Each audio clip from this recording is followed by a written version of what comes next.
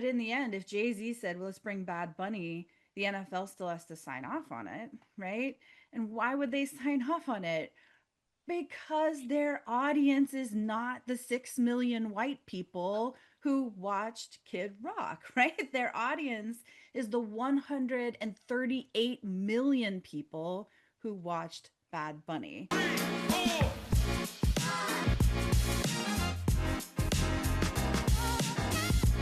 Hi, everyone. I'm Missy. I'm Lucy.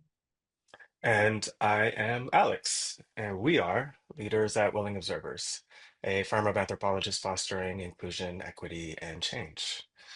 Welcome to the IntraCultural podcast, where we use anthropology and the concept of culture to unpack the stories everyone's talking about.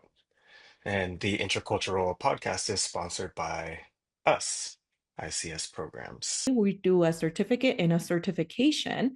So if you're interested in learning more and become more proficient in the EIB, whether that's to help you in your career development or in your current profession, it's a really updated course where we're talking about and applying all the changes of DEI landscape into the program. And essentially, the goal is that by the end, you'll get a certificate or a certification so you can learn how to create more inclusive cultures in your department, organization, university, you name it. And the main difference between the two programs is that one of them is gives you the foundations and the concepts, and the other one we help you develop your own strategic plan. And there's additional more resources in a toolkit that comes with that. And what else? Let's say anything else I forgot about the programs, Missy? No, you did a great commercial interlude though. So we don't need it's like we should have introduced it like the Intercultural Podcast, sponsored by ICS. I like it. And I did not script that. That just came out of my head like that. So maybe I should go into marketing There and you yeah. go. Well, let's see. Oh, yeah. I mean, there's a 50% discount, a permanent discount for anyone that's been unemployed because of the Trump budget cuts. No, because of Trump's anti-DEI executive orders. So Because of Trump's existence. If you are unemployed because of Trump's existence, although that would probably extend further now that we've had tariff week. So that is totally fine. Come get a 50% discount. We support you no matter what discipline you're in.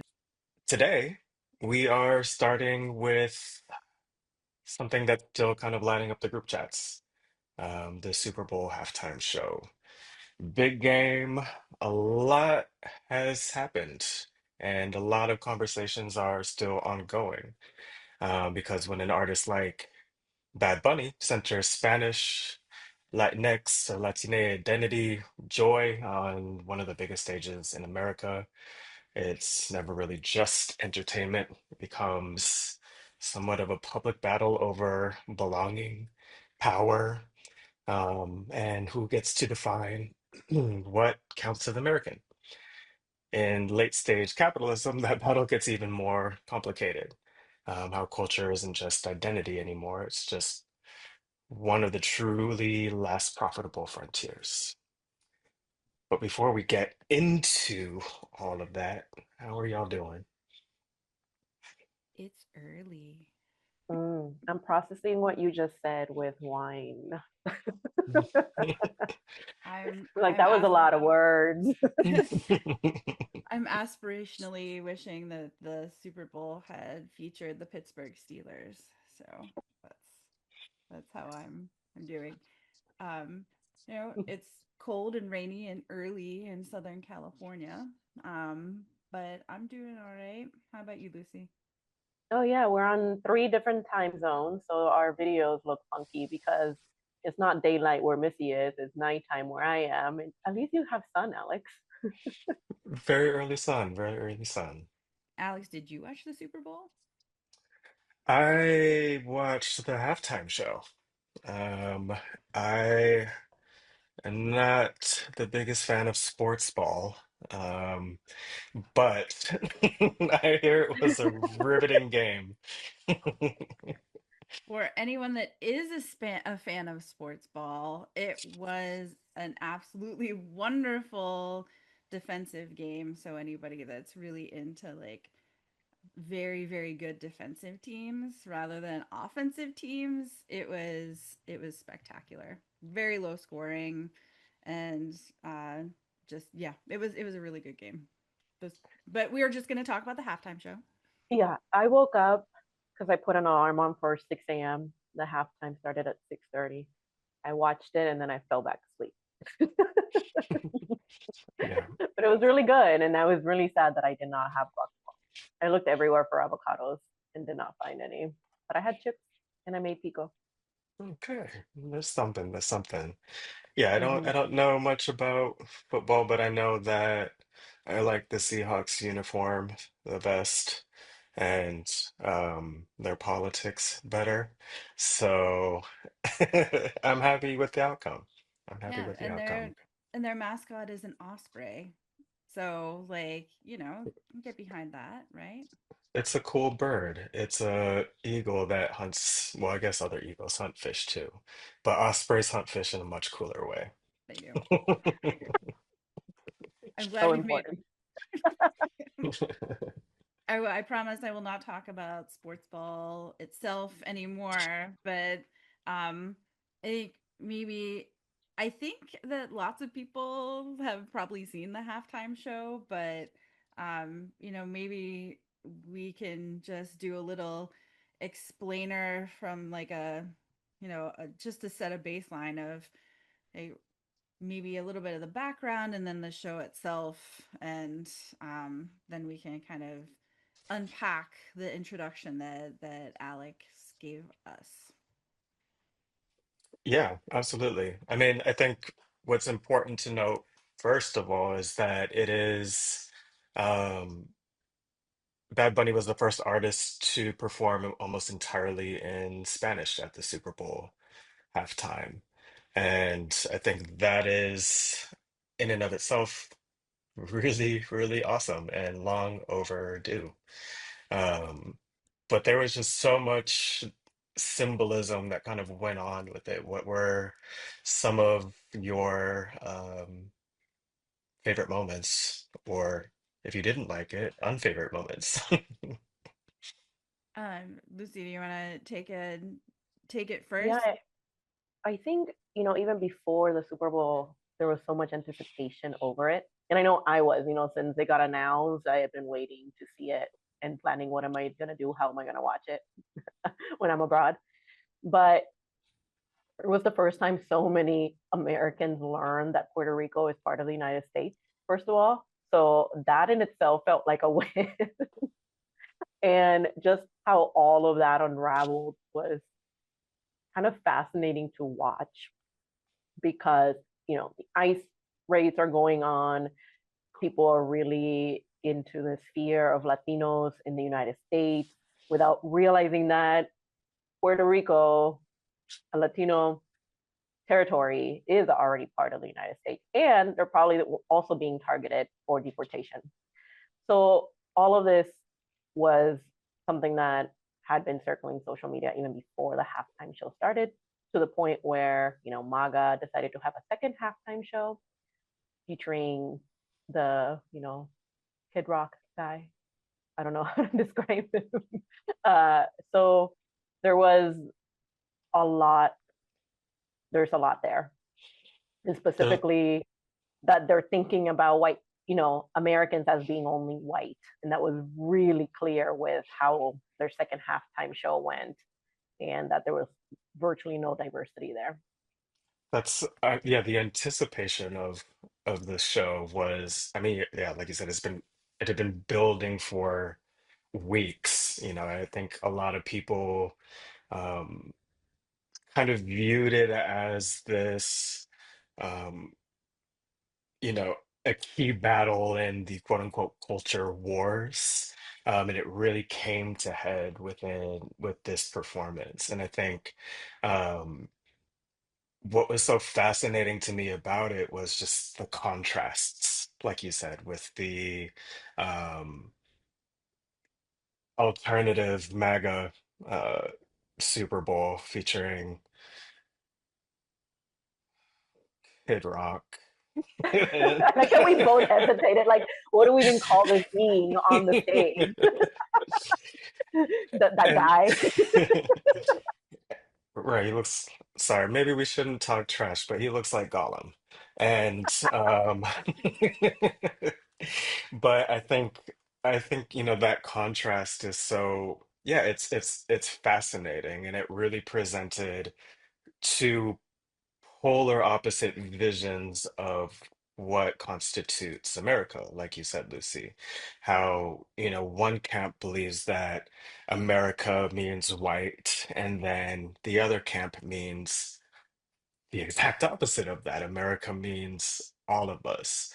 And I think when we frame it within the context of, the broader kind of social, cultural, and political movements that have been happening over the past few decades, it kind of made sense that it would all kind of come to head in a performance like this.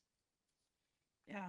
And so there are two things I think in context. One is that Spanish itself is like, and the fight over Spanish is, you see it every moment in, I would say, the 20th century to the 21st century, but really since like the founding of the United States, that there any moment where you have a massive move that is anti-immigration, you have an equal move that is trying to make English the national language. And this in like last year is the first time that it actually succeeded in terms of policy. So the United States did not have a national language until 2025. But at every point in the history of the United States where there's an anti-immigrant movement, there's also a pro-English or an English-only movement, and like they're intricately connected. Anytime that anyone is talking about just speaking English or monolingualism, it's just a dog whistle for that kind of anti-immigrant sentiment. And so that was, for me, as somebody that like really studies that, that is something that was really evident to me in all of that discourse. And then on the alternative halftime, which by the way, there's always been an alternative halftime, the Puppy Bowl, hello, right? Like, I have watched that alternative outside before. right, but which is far cuter.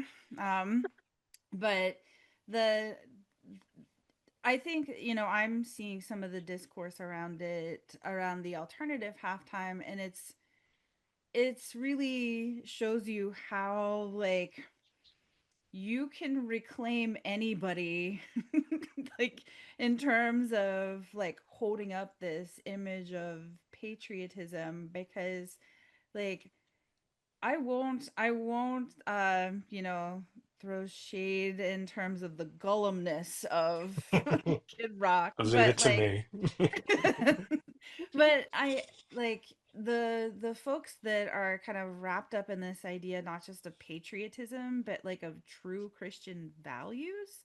Like I grew up Christian. I would not have been like, oh, like when I was like, really into Christianity and the church when I was younger, nobody in my life would have been like, the real Christian that you should be following is Kid Rock. So it was really fascinating to me to see this idea that somehow this person is the ideal of Christianity in this moment, because like that doesn't make, it doesn't make sense on its face and clearly means something else too. Yeah, Absolutely. there's that quote, right? That Kid Rock song about it's not statutory rape, it's mandatory, something like that. So even there's so many contradictions, even as they try to defend their standpoint. And in the first one, it's like he's not American, so he should not play. And it's like tons of non-Americans that played the Super Bowl, first of all, if that was the case. And then they're like, well, it's not kid friendly. And it's like, what like artists that has played the Super Bowl has been kid friendly. Like there's so many artists, like art is art, right? So some of them have had cuss words that they've had. So anyway, And you know what is not kid friendly? The the statutory Epstein rape. files. Oh yeah, The everything that is happening is also happening within the context of just this moment in time where the normalization of things like pedophilia and ethno-nationalism and all of those different things they're trying to pass those things off as holy, as integral to the fabric of the United States, when the vast majority of us are realize and see those hypocrisies and those contradictions. And I think part of the reason why um, the alternative Super Bowl was such a miserable failure that got that was able to siphon away maybe 2% of the Super Bowl to actually watch it is because the vast majority of people understand and see those hypocrisies. And also, even if they might be a little politically uneasy with maybe Bad Bunny's performances, they don't let it stop them from enjoying an entire football game. They're able to just let it brush off. They're able to move on with their days. And I think, you know, a lot of us are realizing that culture wars are not that important. They're distractions, and people are dying, and that people are suffering, and that, economic system around us is crumbling. I don't think a lot of people, a halftime Super Bowl performance is going to, make their lives a little bit better or worse by having seen it. that's a good point.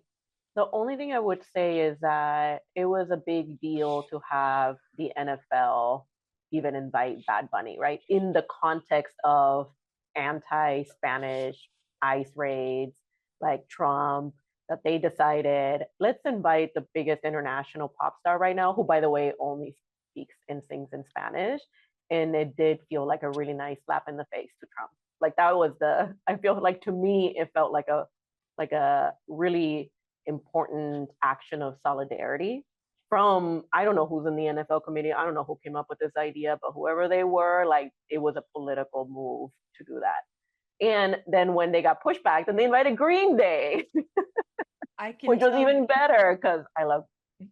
yeah, I can tell you who is making the selections, and for better or for worse, it is a business case. So the I think around 2016-ish, I can't remember the year. It was after I feel like we're just all throwing shade. It was the year after they had Maroon 5 at the Super Bowl when in the Super Bowl was in Atlanta and they had Maroon 5. And they had Maroon 5 in Atlanta because a number of artists have been boycotting or up to that point have been boycotting the Super Bowl halftime show after like a larger controversy if you all remember way back in the day with Janet Jackson and Justin Timberlake, where there was a wardrobe malfunction. Oh yes. Mm-hmm. So after that happened, the NFL played it safe, which means they only invited or they tried to invite artists that they thought were non controversial. So besides Prince having a guitar that looked like a phallus, they were trying to play it safe, and then artists started boycotting them, like famously Nicki Minaj, like just um was it no sorry wrong name, Rihanna, right? It was Rihanna that would not like agree when she was at like the height of her fame, so they hired Jay-Z. Jay-Z has a company that like cultivates performances for the NFL. So since I think at least 10 years, I can't remember the initial date, but he's been bringing the talent. And you can see the performances getting more culturally diverse, more like genres, more genre mixing in terms of artists and people that show up. The actual like staging of the performances look very different. Um, but in the end, if Jay-Z said, well, let's bring Bad Bunny, the NFL still has to sign off on it, right? And why would they sign off on it? Because their audience is not the 6 million white people who watched Kid Rock, right? Their audience is the 138 million people who watched Bad Bunny. So they're going to keep signing off on it. And I don't know if Jay-Z thought of it as a slap in the face or this is going to be really good because this guy's probably going to win a Grammy. But like, whatever the reason, it was good for business. And I I think do that's think such they an important point, though. I think like when we're talking about the NFL as a corporate entity, which it is, um, this framing becomes a lot more important. And I think also the contradictions become a lot more glaring too. The NFL has not been very supportive of protest in the past. Black Lives Matter, Colin Kaepernick being blacklisted, um, they there is a level of activism and uh, performance that they are willing to put up with, so long as it doesn't actually straight up say, resistance, essentially. They're okay with symbolism. And I think a lot of people, maybe their thinking is that people get lost in the symbols. They might not understand the undercurrents of what is being, talked about or performed. So they're okay with bringing in people like Beyonce, like Bad Bunny, because yes, they're popular and they make money for the organization, and two, they're safe, you know. And I think that leads us to a broader kind of question of um, how can you really have systems of resistance or a culture of resistance that doesn't actually materially change what is happening that is atrocious in this world? It's like handing out crumbs in a lot of ways. Well, I Yeah. do want to say they probably did do a risk benefit analysis, right? They were probably like, okay, the benefits like far away whatever risks they might have with bringing them on board. Um, but okay, so I want to say two things. One of the things I thought about is how since Trump was elected, he rolled out all these anti-DEI executive orders. And at the time Missy and I had been talking a lot about it. We're like, how are for-profit companies who clearly see that diversity is bringing them money going to be okay with getting a huge profit source and revenue stream being taken away? That doesn't make any sense. And I think we're kind of seeing that diversity capitalism playing out here too, because it's, you have the all white MAGA halftime show. Clearly, no one watched it.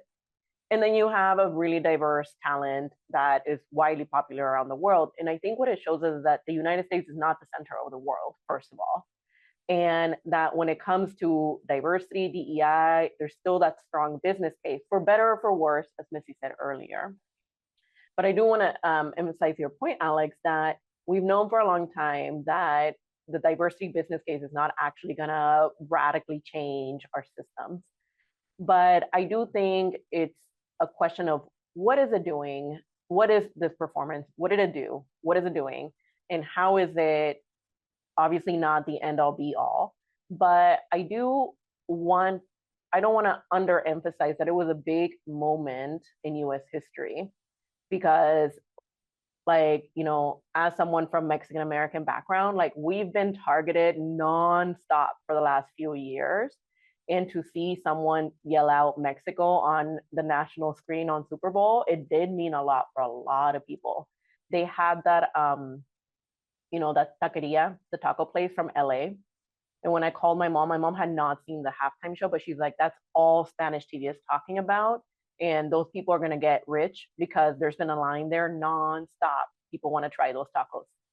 So I do think, one, I do want to have that conversation about what are the things that it did do? Like, what are the things that can productively come around it? Because we've been talking a lot about community, we've been talking a lot about solidarity, but I do think it's also worth noting, to your point, Alex, that if we continue operating within the frameworks of capitalism, that's just going to reproduce some kind of other inequalities. So that's also not the solution, just at face value. Absolutely. And I mean, I think I love that point because there was so much pride in that performance. And I think resonated with a lot of people from a lot of different, immigrant backgrounds, especially from, this pan-Latin American identity kind of perspective. Bad Bunny gave them um, the visibility in a time when they are being we are being actively put into concentration camps. And I think it inspired just some joy, some levity, some pride, and recognition that, okay, we are here and we are just as American. And when the country is, experiencing this xenophobic, anti-immigrant backlash, and the what we talked about earlier is America meaning white, Bad Bunny's performance, really kind of solidified the fact that the vast majority of Americans don't think like that. The vast majority of Americans, especially in the next, decade or so, when these demographic shifts really come to a political head, America has fundamentally and irrevocably changed already. And I think his performance really just kind of said that straight up and gave shout outs to the people who are building this next chapter of America. Can I just say something before I ask Missy to tell me what she thinks? Because I also want to hear about this. One of the things that I really like, I love that point, because what it also did is, in seeing what few people actually are anti-immigrant, MAGA, all white, America is white country, and seeing that it was such a small percentage, that does give a lot of hope and a lot of optimism at a time when you feel like everyone is against you and everyone can, put you in this concentration camp by just walking down the street. So it felt really nice to see the, vast majority of white Americans tuned in to watch the Super Bowl performance, whether they were loving it or hating it or were neutral for it. Just seeing that they were willing to see it was, I think, a good sign. And the other thing is that so many of these ICE agents that are out patrolling are Latino or Hispanic and have accents and that speak Spanish. And so I think it really does a really good point of reinforcing that we can't just say this is like white versus non-white, right? This is redefining of who we believe we should be as Americans, and it goes across racial lines. Like, you can be part of this project no matter your background, and it is I did feel a lot of optimism after watching it. Yeah. I'll just so I'll backtrack a little and then kind of respond to that. And that is that, like, the NFL is a business, right? Obviously, but it's also a very kind of, it's a cultural kind of like it itself is kind of part of like a major national cultural project. So it's, even when the like protests and the like with Colin Kaepernick were happening, there's this weird tension because it's the kind of workplace where you are also kind of shaping like cultural narratives in that workplace simply by what you do every day. So I always use Colin Kaepernick when I teach the First Amendment. I'm like, was what he was doing free speech? And students are always like, yes. And I'm like, no, because he was at work, right? Like, so, like, it's this weird tension. But the federal government has agreements with the NFL too, though, right? Like the federal government made agreements with the NFL in the early 2000s to try to fix the rifts in the American public that were becoming more evident in the late 90s.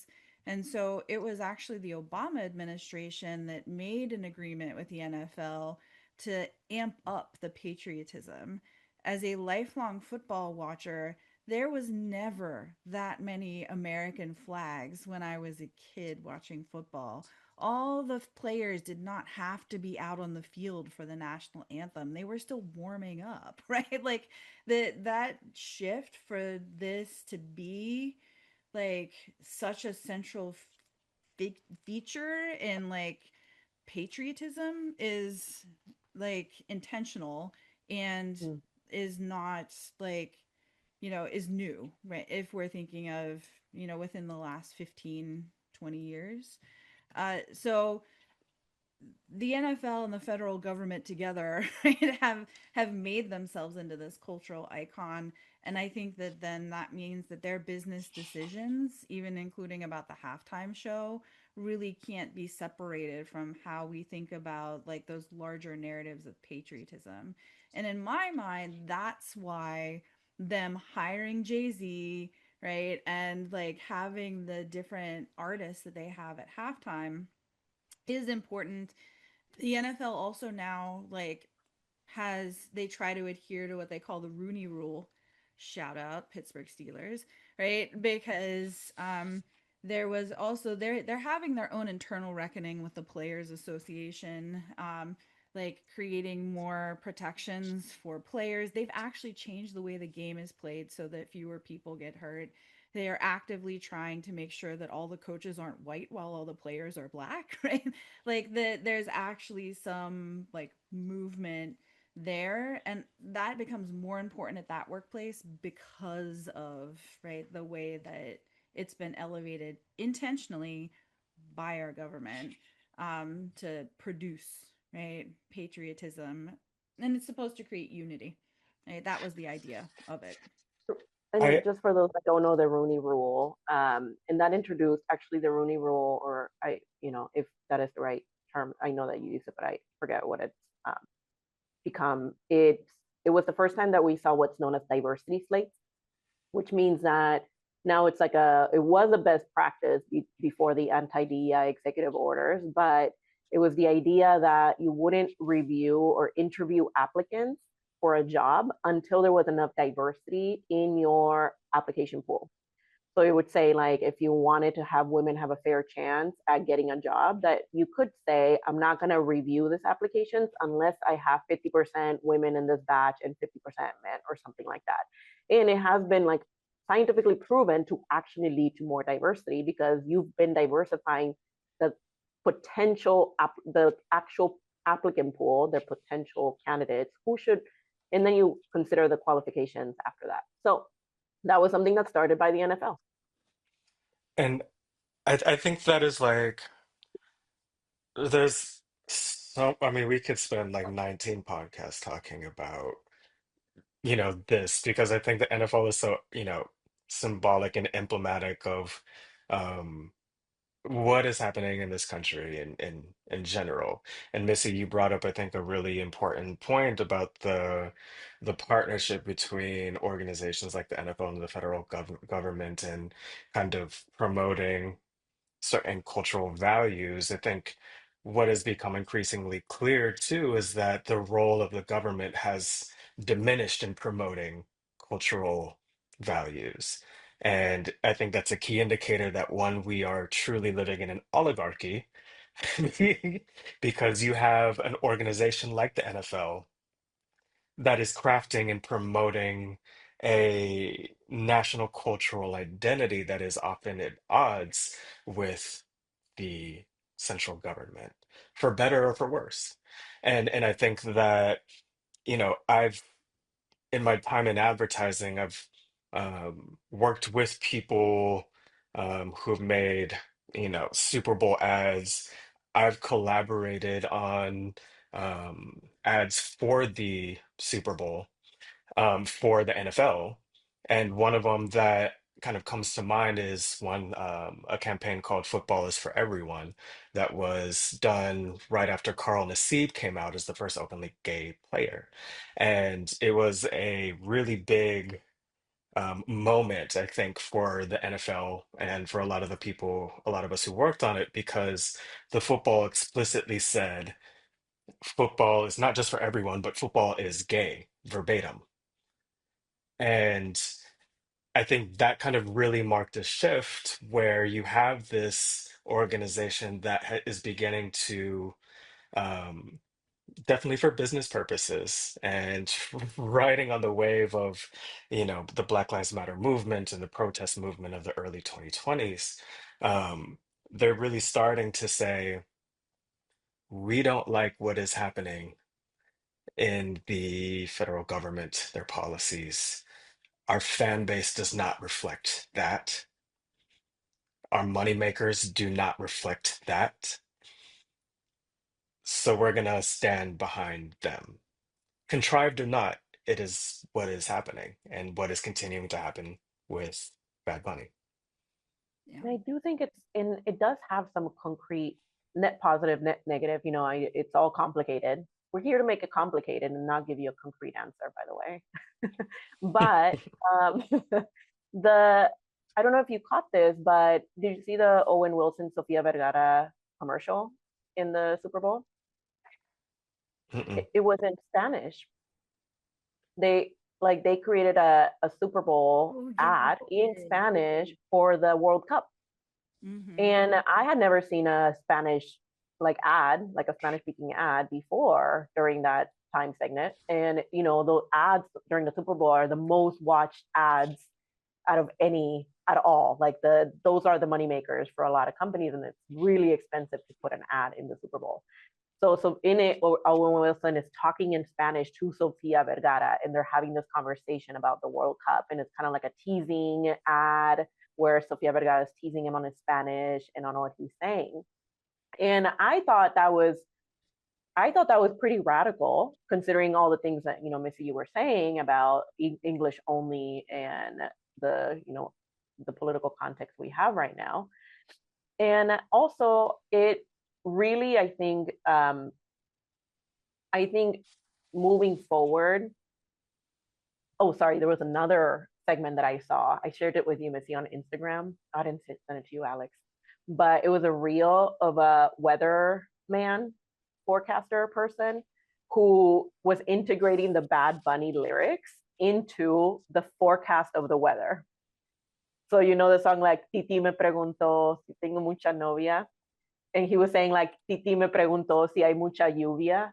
So instead of saying, she asked me if I have a lot of girlfriends, she asked me, is it going to be raining a lot? And he was doing that for all these little weather segments, and people loved it. They were like, this is amazing. So seeing also a white guy weather forecast person talking in Spanish while giving the news, I think I I do think it's a nice thing to see those kind of like little tiny moments of resistance, even if we're talking within broader capitalism context.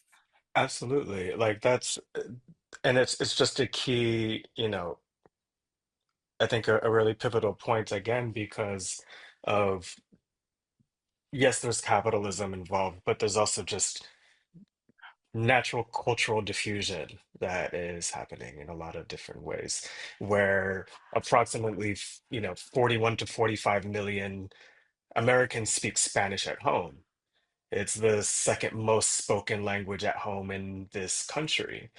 And even a larger amount speak it, but may not speak it at home all the time. So we have, I think, um, the cultural influence of Latin Americans and Spanish speakers that is really starting to um, kind of take over. One of my favorite like linguistic kind of things that has happened in the past few years is um, the new dialect of English that is being spoken in Miami, Miami English, where that specific dialect uses a lot of um, you know, Spanish grammatical structures. So instead of saying waiting in line, they'll say I'm waiting online. Things like that, those kind of direct translations, etc. And when we think about why this, Super Bowl performance was so important, it's for a lot of those reasons like that, because America again has irrevocably changed, and we are experiencing just cultural diffusion in a lot of different ways. Yeah, and I'll just, getting into some of the symbolism and like why it's powerful too.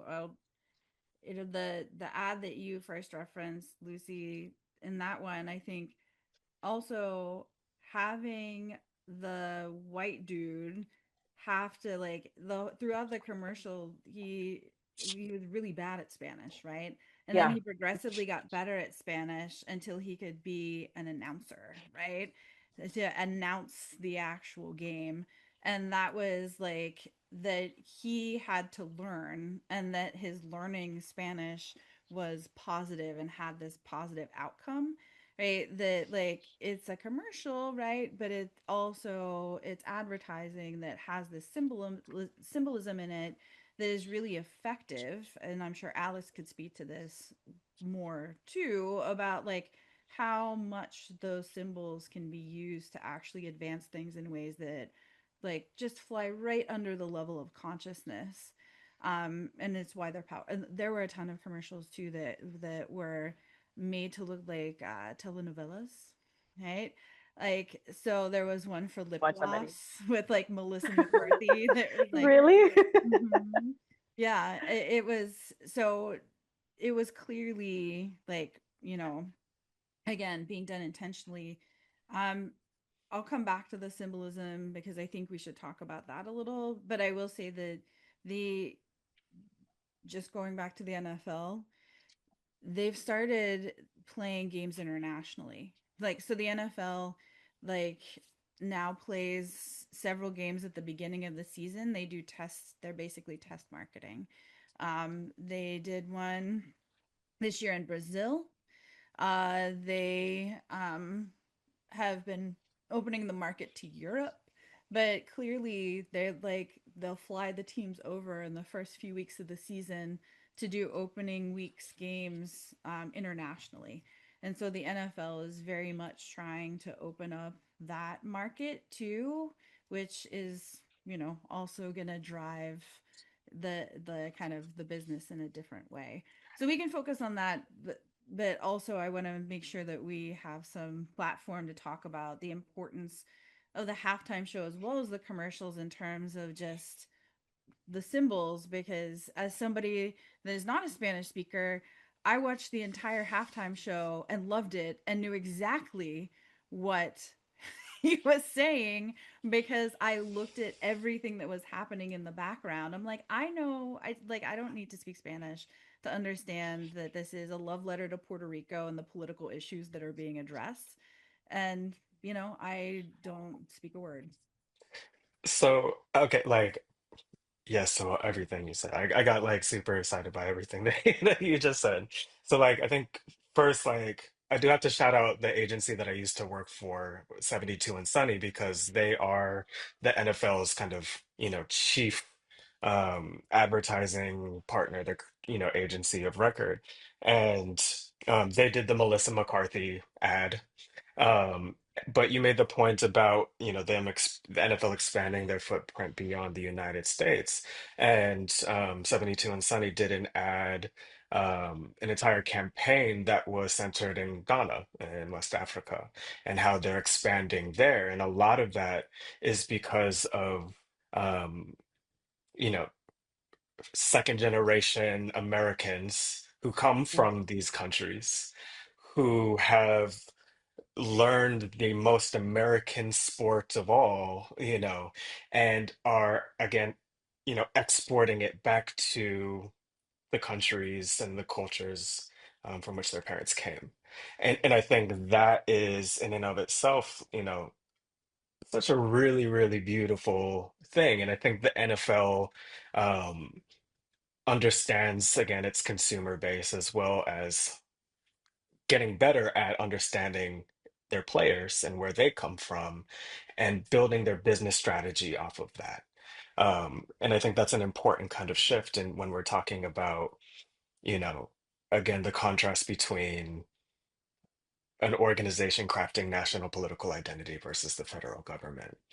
Um, and I think that, again, to your point about symbolism, I think that's such a salient and important point too, because I'm not a Spanish speaker.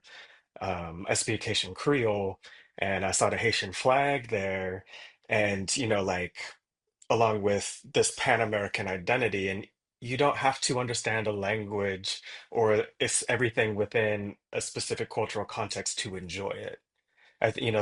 That's like, why would you not want to? Why would you not allow yourself to enjoy something just because you don't ever understand the infinitesimal details of what's happening? I think you should be able to appreciate it and enjoy it just the same as someone who is a fluent, as much as someone who is a fluent, language speaker. So I love those points. I do love that too. And I saw lately, because I am in a country where I have limited friends, I've been on Instagram a lot. But I did see a reel of a woman who's deaf who was making that point. She was like, "You're experiencing what we experience all the time with music. Like, we can't hear it the way you hear it, but it doesn't mean that we don't enjoy music." And I thought that was so beautiful, because music is not just the words, right? It's how it makes you feel, it's the sounds, it's the visuals, it's so many things. And what I like to do when I write and I can't focus is I'll play music in a language I don't understand. And that's how I write, actually. Instead of listening to white noise or like binaural beats, I'll play sometimes songs in Hindi or songs in some other language, and I actually get in the zone because I'm not following the words. So there's so many ways to enjoy music that you don't understand, and you get a lot of meaning out of it. And I love those points. Yeah, that halftime show too was like it's a production. And so the music, it's the production is to lift up the music, but you can appreciate the production as well as, the actual sounds, right? Without like knowing the lyrics. And by the way, in all like the music I listen to, I also don't like you could challenge me. I don't know the lyrics to any of it because I don't listen to music for the lyrics. I listen to the music for the music. So, like, I think that also it oriented to the way I like consume music anyway. So that was fine. But it was like the production itself was just beautiful and rich and like people like literally actually got married during the halftime show. Like, and I think like looking collectively at the symbolism itself, if we take the argument about like the language out of it, I don't know how anybody could watch that and not feel something and not like take something away from it that they could connect to. Who cannot connect to a wedding? A Mm. wedding is something like a union between humans is something that all humans share. And there were some really beautiful things in that halftime show that appealed to the message that came out at the end, which is like, we are all together one. And like, you know, love is more powerful than hate. Like, it's, it's, it's fascinating to me to see some of the responses, and it just you either had to actively ignore the entire thing like and just fixate on the Spanish, or like you are clearly with influencers like trying to like shape and craft what the message is in your own mind, because nothing about the symbolism of that entire thing matches up with the way that I'm seeing like it being described in these online spaces. It was Yeah. beautiful. And absolutely, like 100%. It was great. I think we like all, we all loved it and appreciated it. But I do want to spend like a little bit of time talking about um, the negatives of the negative symbols that I think were also really apparent, which was, I think, symbolic resistance, um, aesthetic resistance. I think that um, it kind of really showed, yeah, symbolic gestures of resistance and how anti-establishment energy can be sponsored by billion-dollar brands. You know, there we have Bad Bunny, who is an incredible artist and was able to create a spectacle that was so rich in symbolism and meaning and pride, while also being sponsored by brands like Zara, like a bunch of other ones that are contributing to and actively profiting off of harm of marginalized people. And I think that's where, you know, it gets a little tricky. It gets uncomfortable and hard to reconcile. And it's becoming increasingly harder to reconcile when the stakes are so high. And I don't see them as either or. I think in terms of, sorry, I should explain, in terms of we should do this and not do that. I think all of these, brands spending a lot of money on diversity is something that they've been doing for a long time. And then my question is, and then what?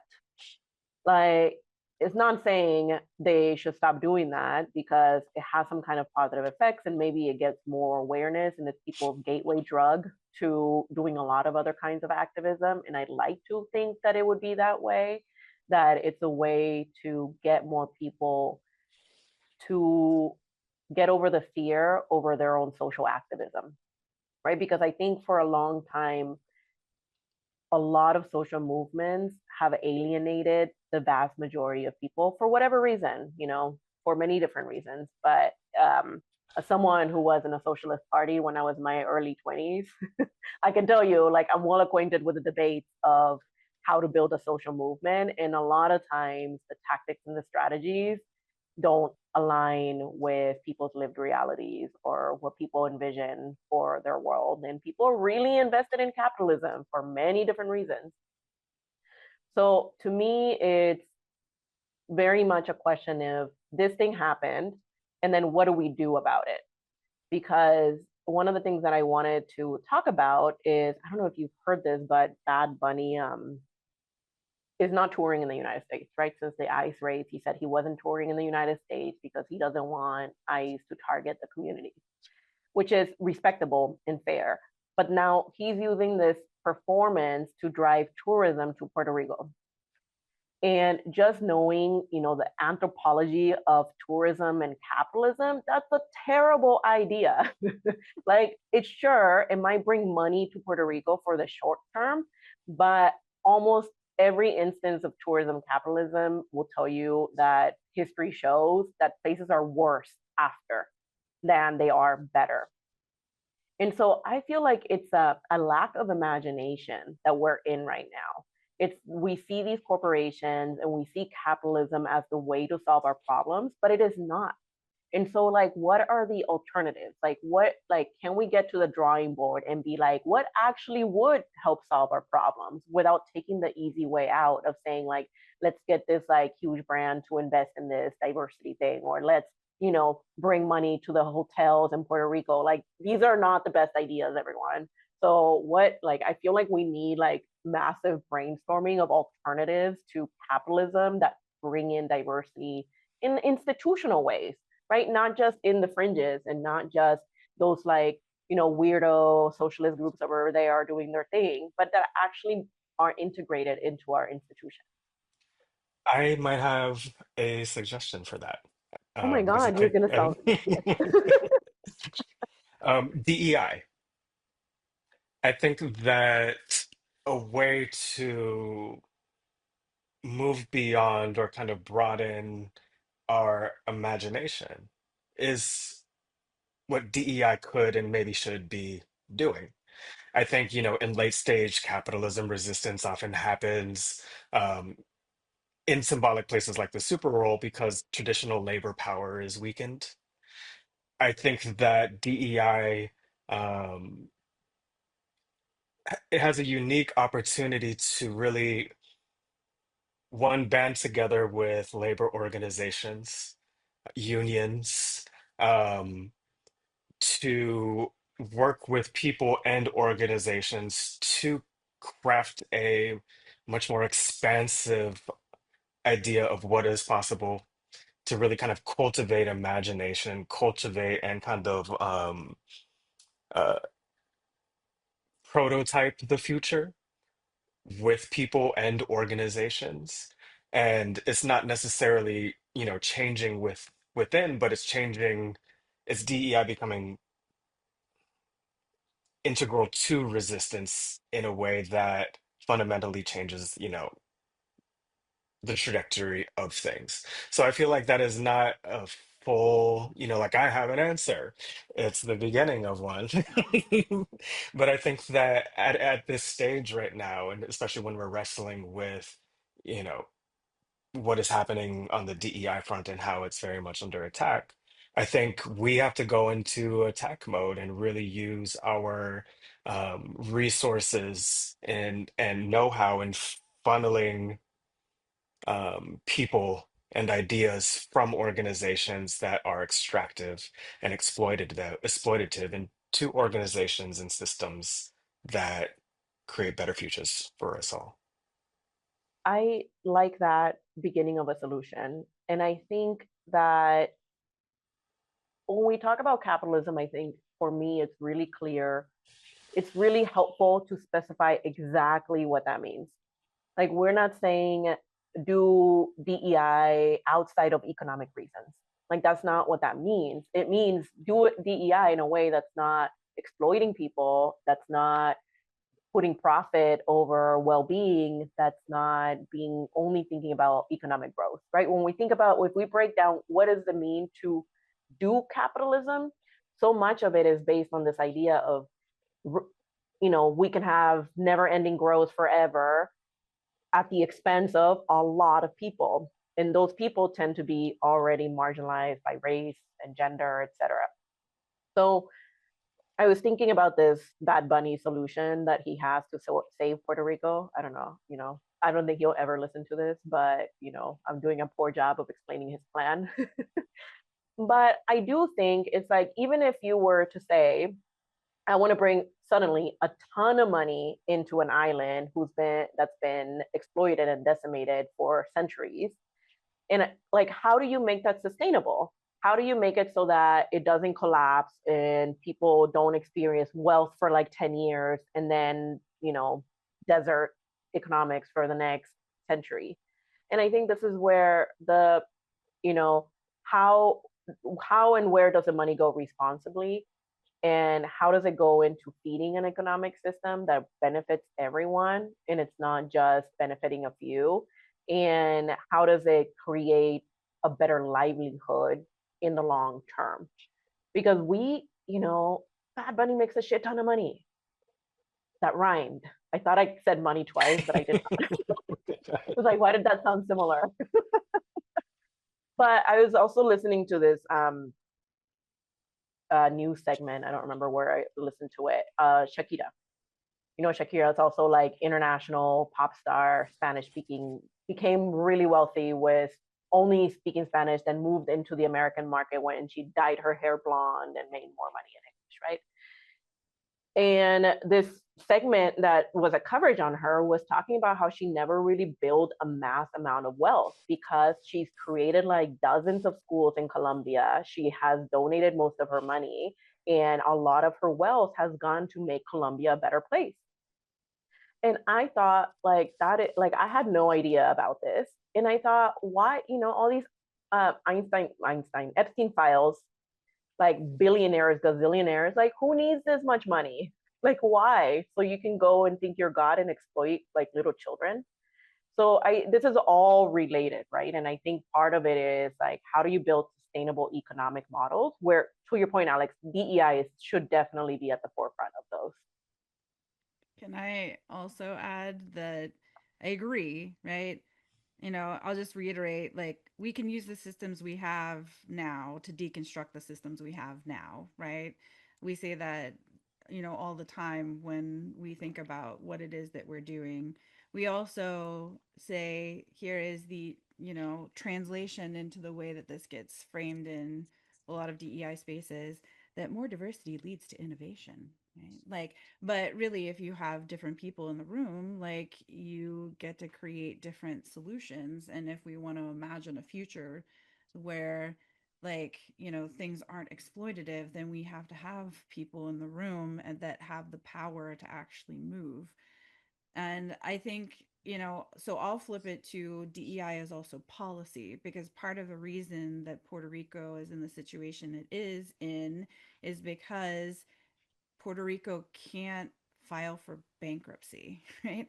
And Puerto Rico can't file for bankruptcy because of the way that the United States policy to Puerto Rico works, right? So even when money does flow into Puerto Rico, like, and or if money is mismanaged in Puerto Rico, like, they there's no way for Puerto Rico to act independently or to make decisions economically that would actually benefit Puerto Rico and the people of Puerto Rico because of the policy itself. So DEI is also that's why I work on policy so much, not just on social justice policy, but on, right, economic policy, because those things are also critical for, like, building the nerdy anthro reference, structuring structures, right, that people have to move through and within. And so while I agree, like, people that make lots of wealth need to think about how they're using it, we also need to think about how the economics itself is regulated by the politics and vice versa. They Yeah. also, we can put a lot of resources on. We didn't talk about Puerto Rico's politics or context, but they don't have any representation in federal government, in Congress. They can't vote for the president outside. They have to go to the main line to vote for the president. So there's so many ways in which the U.S. has just completely used it for extractive reasons and has completely failed to take care of the people there. And one of the, going back to the symbolism, one of the symbols of that are the light posts that Bad Bunny had in his halftime show that just shows that they've been suffering with power outages for a long time. And also, the weather conditions, and there's so many lack of resources that any other state would be able to apply and get resources from the federal government. But because Puerto Rico is not a state, they have very little options. Just them, and they well, I'm sure that, like, and the power outages have been worse since 2017. And I don't know if y'all remember Trump 1.0 when Hurricane Maria came through and he showed up on the island. Do you remember this? Like, it, first of all, like, he completely Vaguely. mismanaged.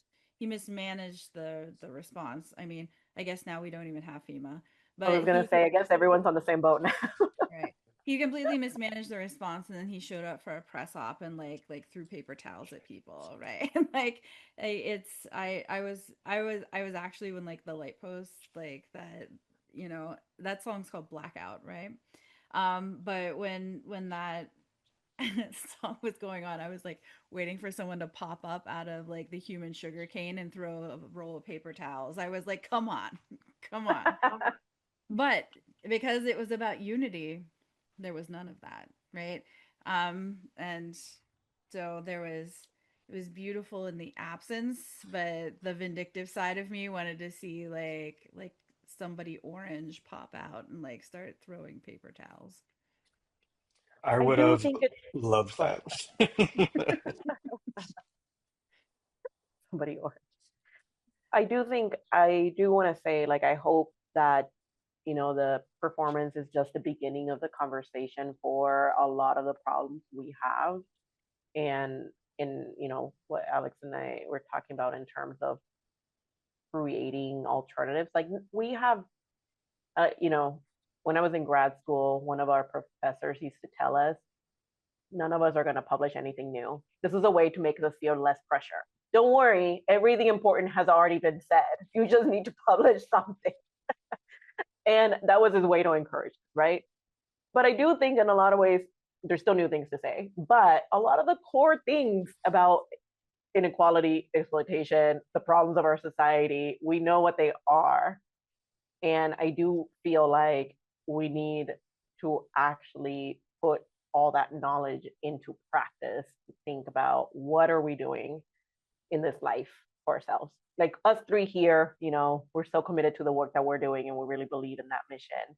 But I do want to encourage other people to really think about how they can do something meaningful that addresses a lot of these ills of society. And I think what Bad Bunny showed us is that being creative is the great start to doing that. I think any kind of change, especially in a systemic, kind of nature, creativity is at the core of that. You have to be creative, you have to be innovative in order to create change, which is why people like Kid Rock. Sorry. I like how you hesitate every time you say his name. It Okay, makes me want one to more. throw up in my mouth a little bit. But people like Kid Rock are kind of trapped in a cul-de-sac, and why people who why the MAGA world, they can't attract anyone to the Kennedy Center. There's no art, there's no creativity, there is nothing that is really happening because there's no desire to advance, to dream of the future. It is make America great again. So it's harkening back to the past. Whereas, you know, more progressive circles, their eyes are fixated on the future. And that requires, again, creativity. And to your point, Lucy, I think like, yeah, there's not a lot that hasn't been already said or done, but there's new methods and ways of doing that. And I think the challenge of, the moment is how do we adapt what we know into these modern circumstances with a little bit more hope and joy? I will end with some hope, more additional hope, and can I do it in a really nerdy way? Right? Yes. No. Um, and I'm like, okay, then I'll just stop. No. Um, Yeah, it's a yes, one no. So you get to vote. um, so the beauty of human, and this gets back to our language, of human language, is that it is uniquely human because we have the ability to structure it in very specific ways. And one of them is, right, um, like whatever reduplication, right? We can make a sentence within a sentence within a sentence within a sentence within a sentence. And but there's like a really famous piece, I think it was Chomsky. It's like colorless green ideas sleep furiously, right? Um, the way that our brains are structured to create new things. And so I will counter that things have already been, that everything has already been said or done, because the way that we have been created to communicate, right? Just from a basic structural level gives us the capacity to consistently create new things. So I will end with the nerdy, like, quote from Chomsky, who also was in the Epstein files, unfortunately, right? But that, like, I think the insight is still important, that like we can create infinitely, and we just need the people and the platforms to do it. I think that is super powerful and a great reminder for everyone. Absolutely. I like it.